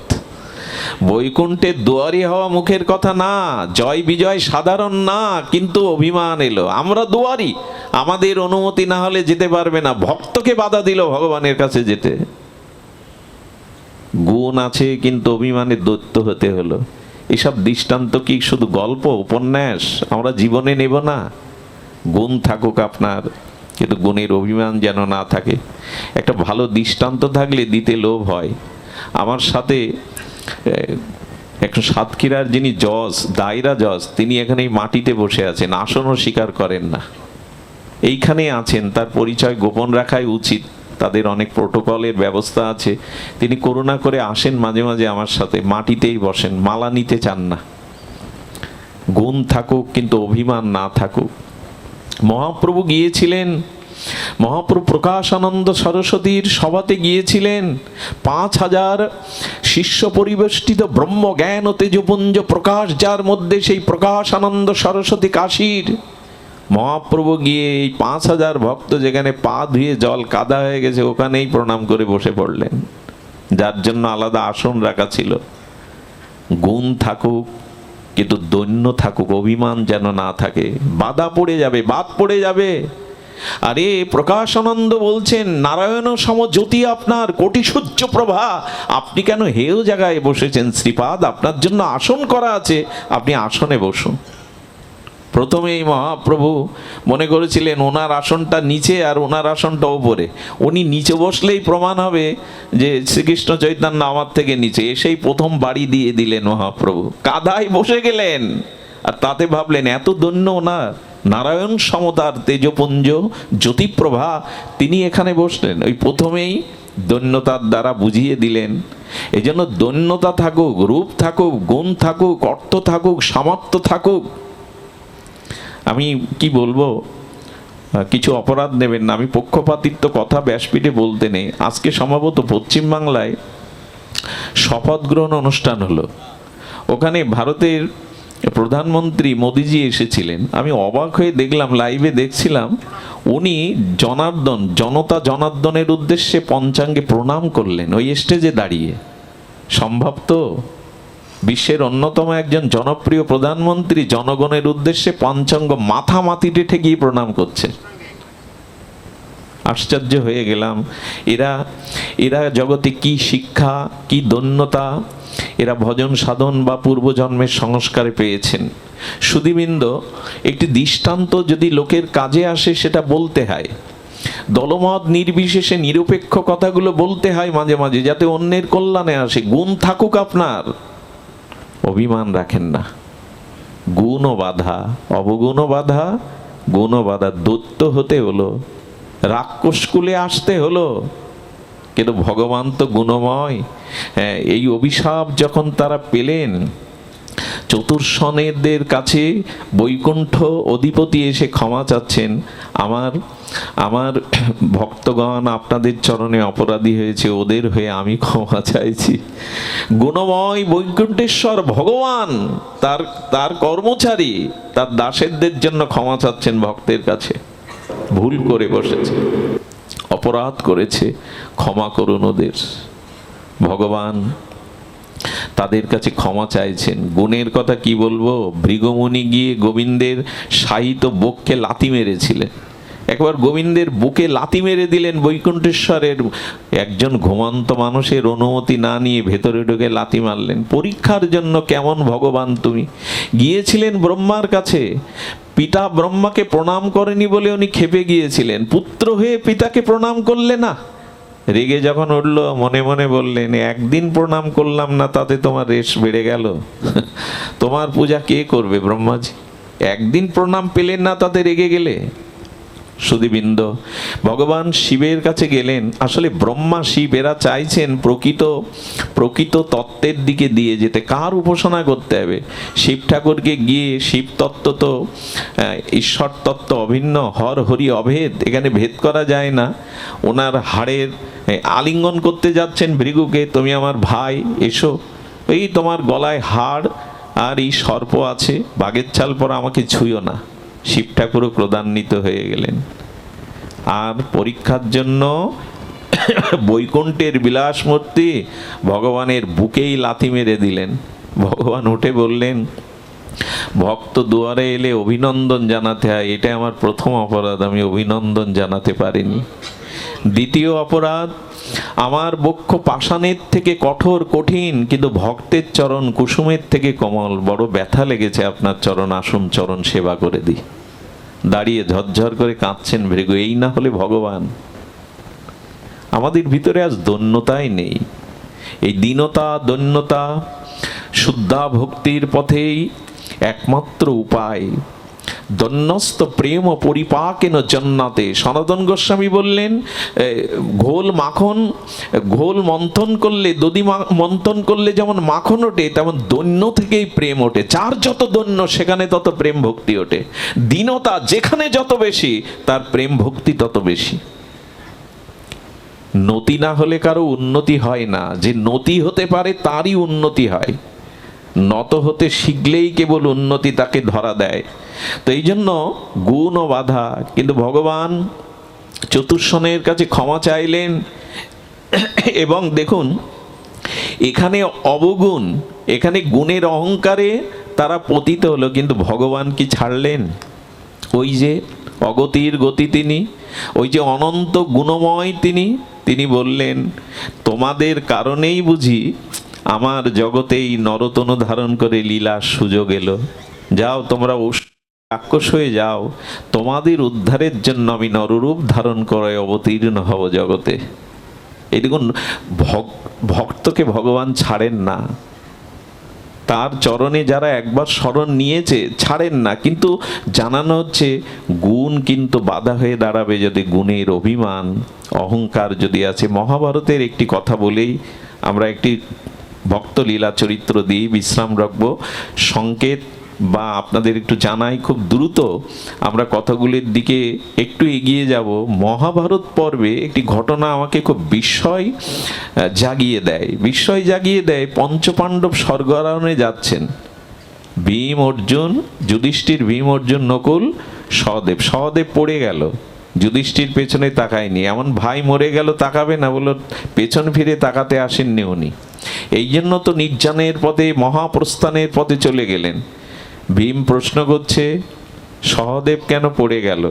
বলল, ওর অনেক গুণ ছিল, আর সেই গুণের কারণে ওর ভেতরে একটা অভিমান কাচ্ছ, আমি গুণী, এই কারণেও যেতে পারলো না, পড়ে গেল। ধ্যান দিয়ে শুনুন।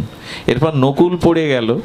নকুল পড়লে ভীম বলছে, দাদা আমরা তো পঞ্চ পাণ্ডব ভাই যেতে পারলো না আমাদের সাথে মহাপ্রস্থানে, পড়ে গেল, ওর দোষ কি? বললো, রূপের খুব গর্ব ছিল। যার রূপ আছে তার তো একটা গর্ব থাকবেই। তো ওর রূপের গর্ব ছিল, যেখানেই দাঁড়াতো সবার দিকে তাকাতো, এর মধ্যে আমিই রূপবান। এই রূপের গর্ব ছিল, এই জন্য পড়ে গেল। এরপর অর্জুন পড়ল। অর্জুনও যেতে পারলো না মহাপ্রস্থানে। তার কারণ ব্যাখ্যা করছেন ধর্মরাজ। কি ব্যাখ্যা করছেন? না, ওর বীরত্বের গান্ডীবধারীর একটা অহংকার ছিল। যুদ্ধে দাঁড়ালেই মনে করতাম আমি বিশ্বজয়ী, আমার থেকে ধনুর্ধারী এ জীবনে আর নাই, এই অভিমানে পড়ে গেল। এরপর ভীম পড়লো, কে কার কাছে জিজ্ঞাসা করবে? জিজ্ঞাসা করছে তো ভীম। যুধিষ্ঠির মহারাজ আমাদের শিক্ষার জন্য বলেন, ভীম পড়ে গেল এই জন্য যে তার শক্তির একটা গর্ব কাজ করত। বৃকদর অনেক পেত, তো গায়ে খুব শক্তি ছিল, যেখানে সেখানে শক্তির বড়াই করত। পড়ে গেল, পড়েনি একজন, তিনি ধর্মরাজ। তার অহংকার ছিল না, অভিমান ছিল না। আমি এইটুকু যোগ করি এর সাথে, অর্জুনেরও অভিমান ছিল না, অহংকার ছিল না। ব্যাসদেব আমাদের শিক্ষার জন্য জানালেন, পঞ্চ পাণ্ডব হলেও, ভগবানের সঙ্গী হলেও পড়ে যাবে যদি গুণের অভিমান তোমার মধ্যে থাকে। আচ্ছা, হ্যাসাগ্লাইটের প্রচলন তো এখন নাই, পুরনো দিনে ছিল। হ্যাসাগ্লাইটের মেন্টেলটা কি করা হতো প্রথমে ধরাতে গেলে? ওই মেন্টেলটার মধ্যে কিছু তেল দিয়ে প্রথমে জ্বালিয়ে দেয়া হতো। ওটা যত পুড়ে ছাই হবে তত আলো বেশি। ওইটা দেখবেন পুড়ে ছাই হলেই ওর থেকে আলোটা বিকশিত হবে। যেদিন তোমার গুণের অভিমান অহংকার পুড়ে ছাই করতে পারবে ভজনের দ্বারা, তখনই প্রেমের জ্যোতি প্রকাশ হবে, তখনই ভক্তির জ্যোতি প্রকাশ হবে, তার নয়। এই জন্য শাস্ত্রে বলছে না, অহংকার নয়, গুণ থাকুক, গুণের অভিমান যেন না থাকে। আমার মনে হয় বিশ্বকবি তার ঋষি অনুভূতিতে এই জন্যই বলতে পেরেছিলেন, যে কথা মনে হয় আমাদের ঠোঁটস্থ কিন্তু হৃদয়ঙ্গম আমরা কজন করেছি জানি না। আমার মাথা নত করে দাও হে তোমার চরণ ধুলারও তলে। এই বিশ্বকবির চরণে নয়, চরণ তলে নয়, চরণের তলের যে ধুলিতেই মাথা নত করে দাও। সকল অহংকার হে আমার ডুবাও চোখের জলে। কোথায়? এই বাণী শুধু কাব্যে থাকবে, বিশ্বকবির কবিতায়? এটাই আমাদের জীবনে আসতে হবে। আমার মাথাটা নত করো, চরণ নয়, চরণ তলেও নয়, চরণ তলের ধুলাতে। যারা শ্রীধাম বৃন্দাবনে যান, যারা গিরিরাজ পরিক্রমার মার্গে একবার যান, দেখবেন কত বোম্বে থেকে, দিল্লি থেকে শিল্পপতি কোটিপতিরাও তারা সেখানে ডন্ডি খেটে গিরিরাজ পরিক্রমা করছেন। কত মাস লেগে যায় ডন্ডি খেটে ধুলায় পড়ে পড়ে, রোদ বৃষ্টি ঝড়ে তপ্ত গরমে ওই ব্রজ ধুলি মাখছেন গায়ে। অভিমান, গুণ থাকুক কিন্তু গুণের অভিমান বাধা, অবগুণও বাধা, গুণও বেশি বাধা। দৃষ্টান্ত অনেক আসে, কিন্তু এই দৃষ্টান্ত জীবনে গ্রহণ করতে হবে সুধীবৃন্দ। এই জন্য ভগবত ইচ্ছায় দেখুন এদের উদ্ধারের জন্য আবার এলেন। গুণের অভিমান যদি থাকে সেগুলো ভগবানের চরণে দিয়ে দিন। আপনাদের এই লীলা অনেকবার শুনিয়েছি, তবু পিপাসা তৃষ্ণা মেটে না। শুনুন, দেবর্ষিপাদ নারদ একবার মোহিনী রূপ, ভগবানের বিশ্ব মোহিনী রূপ দেখেছিলেন। সেই মোহিনী রূপ দেখে তাকে সংসার করার ইচ্ছা জাগলো, বিবাহের ইচ্ছা জাগলো। ভগবান মায়ার দ্বারা এই বিশ্ব মোহিনী রূপ দিয়ে নারদকে বিমোহিত করলেন, কারণ নারদের মনে অহংকার এসেছিল। সব থেকে বড় দৃষ্টান্ত এটাই। আমরা যে প্রস্তাবনা, যে বিষয়ের উপরে আলোচনা করছি, তার সব থেকে বড় দৃষ্টান্ত এই। নারদ একবার কাম ক্রোধ জয় করলো, তপস্যার দ্বারা, ভজনের দ্বারা কাম ক্রোধ জয় করলো। আর ওই যে বললাম, যখনই কোনো গুণ আসে, বিজয় আসে, জয় আসে, তখন অভিমান আসে। নারদ মনে করলো ব্রহ্মাও কাম জয়ে সমর্থ হয়নি, আমি হয়েছি। এই দেখুন, আমার কি মনে হয়, দোষ যদি কখনো দেখতে হয় তো নিজের দেখুন, অন্যের দোষ দেখতে গেলেই ফেঁসে যাবেন। আয়না প্রত্যেকের বাড়ি কেন জানেন? দর্পণ নিজেকে দেখার জন্য। আচ্ছা, অন্যের দেখার জন্য দর্পণ কেউ ঘরে রাখে? পাড়া প্রতিবেশী দেখবে তাই। আয়না ঘরে রাখা হয় কেন? দর্পণ। এই দর্পণ মানে বিবেক। দর্পণ মানে ওই স্বচ্ছ যে দর্পণ, যা নিজের প্রতিচ্ছবি পড়ে। বিবেক হলো মূল দর্পণ। এই বিবেকে বারবার দেখুন, বিবেকে নিজেকে বারবার দেখুন। বয়স চলে যাচ্ছে, সময় চলে যাচ্ছে, অভিমান এসে ভিড় করলো না তো। দর্পণ মানে বিবেক। তো অপরের দোষ দেখতে গেলে ব্রহ্মা কাম জয় করতে পারেনি, এরপরে এত সাহস দেখালো, এত অভিমান এলো গুণের, যে ভগবান শিবকেও কামদেব ক্রোধান্বিত করেছিলেন, ধ্যানভঙ্গ করেছিলেন, তার মানে শিবের থেকেও আমি উন্নত। যখন অপরের সাথে আপনি আপনার গুণের পরিমাপ করবেন, তখন জানবেন পতনের সময় হয়েছে আপনার। ভগবান শিবের কাছে গিয়ে বললেন, দেখুন মদন পঞ্চম স্বরে বাণের দ্বারা আপনার কাম আসেনি, কিন্তু ক্রোধে আপনি মদনকে পুড়িয়ে মেরেছিলেন। আমার কাছে কিন্তু কাম আসতে পারবে না, আমি কামজয়ী। এই দেখুন গুণের অভিমান মানুষকে কোথায় নিয়ে যায়। খুব বড় একটি দৃষ্টান্ত। শিব ঠাকুর বললেন, এই কথা আর কাউকে বলেছেন কি আপনি? বলেন ব্রহ্মাকে বলেছেন, তা বললেন না। বলেন আপনাকেই বলছে। বলে খবরদার, এই কথা আর কাউকে বলতে যাবেন না, আর কাউকে বলবেন না এই কথা। মনে মনে বললেন, হ্যাঁ বলতে বারণ করছে, এই জন্য ওনার কৃতিত্ব তো কম হয়ে যাচ্ছে, আমার কৃতিত্ব বেড়ে যাচ্ছে। আমাদের ভিতরে কোনো একটা গুণ থাকলে ঢাক না পিটাতে পারলে আমার শান্তি নেই, লোক না জানাতে পারলে আমার শান্তি কোথায়? লোক তো জানবে কে আমি, কেন আমি। এই লোকের ওই কবিগুরু আবার এখানেই কলম ধরেছেন। হ্যাঁ, নিজেরে যেন না করি প্রচার, নিজেরও আপন কাজে, তোমার ইচ্ছা পূর্ণ করো হে আমারও জীবন মাঝে। নিজেকে করিতে গৌরব দান, নিজেকে কেবলই করি অপমান। নিজের প্রশংসা, নিজের খ্যাতি প্রচার মানে আপনি নিজেকেই অপমান করছেন। কোনো খ্যাতি, কোনো যশ, কোনো গুণ আপনার নয়, এটা ঈশ্বরের দেওয়া। পৃথিবীর সমস্ত আলো আগুন যেমন সূর্যের থেকে ধার করা, সকলের মধ্যে যা কিছু বৃহৎ ক্ষুদ্র গুণ এ ভগবানেরই দান, গুরুদেবেরই দান। এর জন্য নিজের কোনো অভিমান এতে আসা উচিত নয়। নিজের গৌরব গাথা বিজ্ঞাপন করতে যাবেন না, ঢোল পিটাতে যাবেন না। ফুলের বক্ষে মধু হলে মৌমাছিকে নিমন্ত্রণ করা লাগবে না, অন্য কাউকে নিমন্ত্রণ করতে হবে না, তারা এসে যাবে। আপনার প্রকৃত নিরহংকারী ভগবত গুণ থাকলে রূপ সনাতন নিজের প্রচার চেয়েছিলেন, আর জগৎব্যাপী তাদের চরণেই সমর্পিত না হলে গৌর পাব না। মহাপ্রভুর মনোভীষ্ট পূরণকারী ত্যাগ বৈরাগ্যের মূর্তি রূপ সনাতন ষড়গোস্বামীগণ আজ বন্দনীয়। তারা নিজের প্রচার চাননি। যার যত বেশি নিজের প্রচার জানবেন, সে তত বেশি নিজেকেই অপমান করছে। তো নারদ তখন ওই গর্বে কি করবে না করবে, তবে একটা কাজ করেছিল। নারদ ভগবানের কাছে গিয়ে প্রসঙ্গটা বলল, দেখো আমি সুন্দর বিশ্বময়িনী রূপ দেখেছি, ও যাতে বড়মালা আমার গলে দেয়, আমার একটু ভালো রূপ দাও, আমার একটু ভালো রূপ দাও। গোবিন্দ বুঝতে পারলেন ভগবান নারদের গুণের অভিমান এসে গেছে, আর এই আর কে দূর করবে ভগবান ছাড়া, কি বা দূর করবে। তবে ভাগবতের একটি শ্লোক এখানে স্মরণ করা দরকার। অকাম সর্বকাম বাবক্ষ কাম উদারতি তীব্রেণ ভক্তি যোগেন যজতে পরমং পুরুষ। সকাম বা নিষ্কাম যা থাক, কাউকে না জানিয়ে ভগবানকে জানান। যদি ভেতরে কোনো কামনা বাসনা থেকেও থাকে, আর কাউকে না জানিয়ে ভগবানকে জানান, কারণ যেটা মঙ্গল উনি তাই করবেন। পাড়ার দোকানদারের কাছে 5 টাকার ব্লেড একটা শিশু চাইলেও দেবে, মা দেবে না। ওই ব্লেডে যদি ক্ষতবিক্ষত হয় ছেলেটা, দোকানদারি করতে বসছে লাভের জন্য, ও টাকা দিলে ব্লেড দেবে, মা দেবে না। গোবিন্দকে কেন জানাতে বলছি জানেন? ভগবানকে যেটা আপনার মঙ্গল উনি সেটা দেবেন, যেটা আপনার অমঙ্গল ভক্তির বাধকটা কেড়ে নেবেন আপনার কাছ থেকে।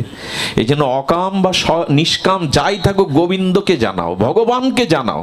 উনি তোমার হিতাকাঙ্ক্ষী পরম মঙ্গলপ্রদ বিধান করবেন।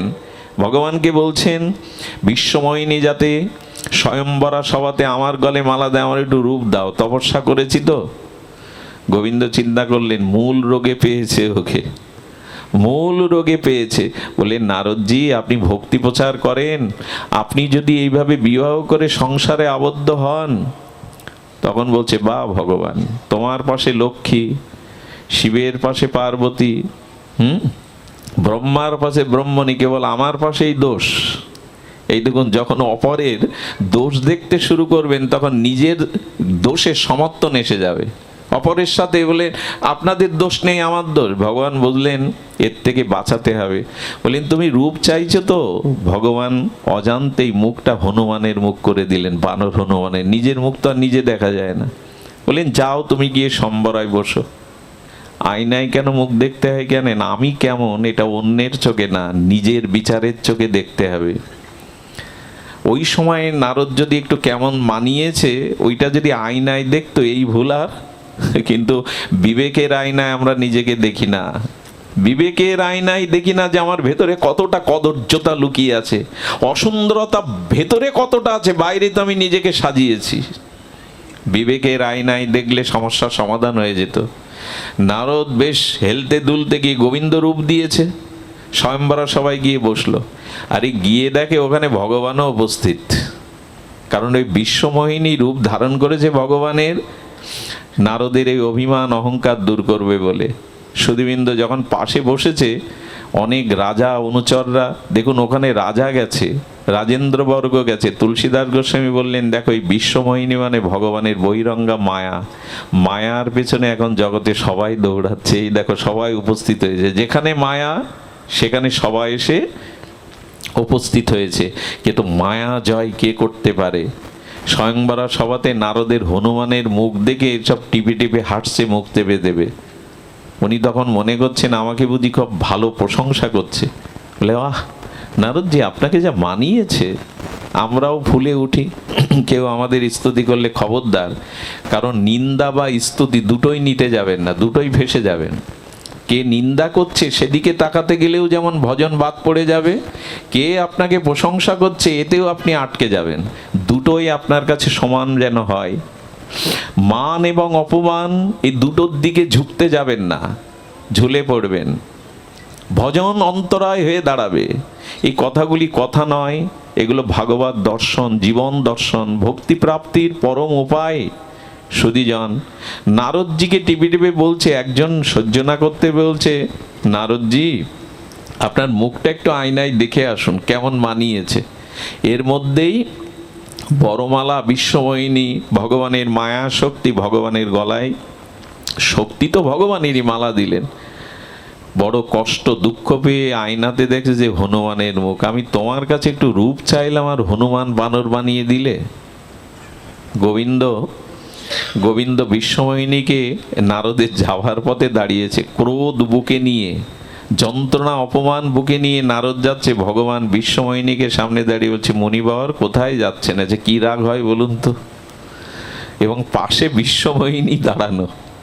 বিশ্বমোহিনী না থাকলে রাগ কম হতো। যাকে আমি চেয়েছিলাম তাকে পাশে দাঁড়িয়ে এখন বলছো মণি কোথায় যাচ্ছ? বলো, দেখো ভগবান, আমার ইচ্ছার পথে তুমি বাধা দিলে। ভগবান মনে মনে বললেন, বানর রূপ কেন দিয়েছি জানেন? এখন বানর দিয়েছি বলে সামান্য কাঁদছ, আর যদি ওই বানর রূপ না দিতাম তাহলে বানরের অত্যাচারে সারা জীবন কাঁদতে হতো তোমায়, সারা জীবন কাঁদতে হতো তোমায়। আমি চাই আমার ভক্ত সারা জীবন দুঃখে কষ্টে যন্ত্রণা না থাকুক। সুধীজন দেবর্ষিপাদ নারদ তখন বললেন, আমি অভিশাপ দেব তোমায়। দেখুন ক্রোধ হলে কি হয়, এদিকে একটু আগে বলে বেড়ালো আমার কাম ক্রোধ সব। কাম জয় হয়েছে, কিন্তু ক্রোধ জয় করতে পেরেছো? মাৎসর্য জয় করতে পেরেছো? পারোনি। এই জন্য কোনো গুণের অভিমান যেন না আসে, আমি অমুক জয় করেছি তমুক জয় করেছি। ওই যে আগে বললাম, আমি দুধ খেয়ে ফল খেয়ে ভজন করি, অমুক করি তমুক করি। খবরদার কোনো গুণের কোনো ভজনের অভিমান যেন না আসে। বলেন, অভিশাপ দেব। আমাকে যেমন তুমি আমার স্ত্রী হতে বঞ্চিত করলে, তেমনি তুমিও বিবাহের পরে তোমার স্ত্রী হারাবে। কেন রাম অবতারে আসে, কেন ভক্তের ইচ্ছা পূরণ করেন। আর যে হনুমানের মুখ দিলে তুমি, সেই হনুমানেরই সহযোগিতা তোমার প্রয়োজন হবে। ভগবান হেসে বললেন, বর দিলে না অভিশাপ দিলে? এই দেখুন ভগবান কিভাবে নেয়, ও কিভাবে নিল নারদ, আর ভগবানের অভিশাপ কিভাবে নিচ্ছে দেখুন। বলে, নারদ এটা তোমার অভিশাপ না, বরই দিলে। আহা, এই না হলে তিনি অনন্ত গুণময়, অভিশাপটাকেও বর মনে করছেন। বলেন, তোমায় বর দেয়নি, অভিশাপই দিয়েছে। আমাকে যেমন বঞ্চিত করলে, স্ত্রী হারা হয়ে তোমাকেও কাঁদতে হবে। বলেন, বর কেন বলছি জানো? আচ্ছা, স্ত্রী হারা হতে হবে বলতে হবে। আমি যেমন তোমায় বিবাহ করতে দেইনি, তুমি যদি অভিশাপ দিতে তো বলতে তোমার জন্য বিবাহই না হয়। কিন্তু তুমি বলছো স্ত্রী হারা হতে হবে, তার মানে আগে বিবাহ হবে তারপরে স্ত্রী হারাবে। এটা তো বরই দিলে। আহা, ভগবানের কি মহিমা! সব কিছুর মধ্যেই তিনি গুণ দেখেন, সব কিছুর মধ্যেই তিনি মঙ্গল দেখেন, এটাই তো দৃষ্টি। আহা, তারপরে বললেন, দেখো সীতা অন্বেষণে হনুমানের সহযোগিতা, বানরের সহযোগিতা বললে, তুমি যদি বলতে এই বানরের রূপ দিয়েছে, এই বানরই তোমার ক্ষতি করবে, অথচ তুমি বর দিয়ে বলছে ওরাই আমার সহযোগিতা করবে, এটা অভিশাপ না বর? ভগবান এইভাবেই নেয়। নারদজি পরে বুঝেছিলেন যে গোবিন্দ কেন আমাকে বানর হনুমানের রূপ দিয়ে বাঁচালেন, কারণ মায়াতে পড়ে গেলে আর আমার ভক্তির প্রচার আর ভজন হতো না। তাই ভগবানই আপনার অহংকার দূর করবেন যদি তার চরণে শরণাগতি নিয়ে পড়ে থাকতে পারেন। ভগবানই আপনার এই গুণ থেকে, অবগুণ থেকে বাঁচিয়ে নিজের করে নেবে। অনুরোধ করছি, পাপটাও পরিহার যেমন করতে হবে, পুণ্যটাও পরিহার করতে হবে, থাকতে হবে ভজন ভক্তি। অবগুণ যেমন ত্যাগ করতে হবে, গুণেরও অভিমান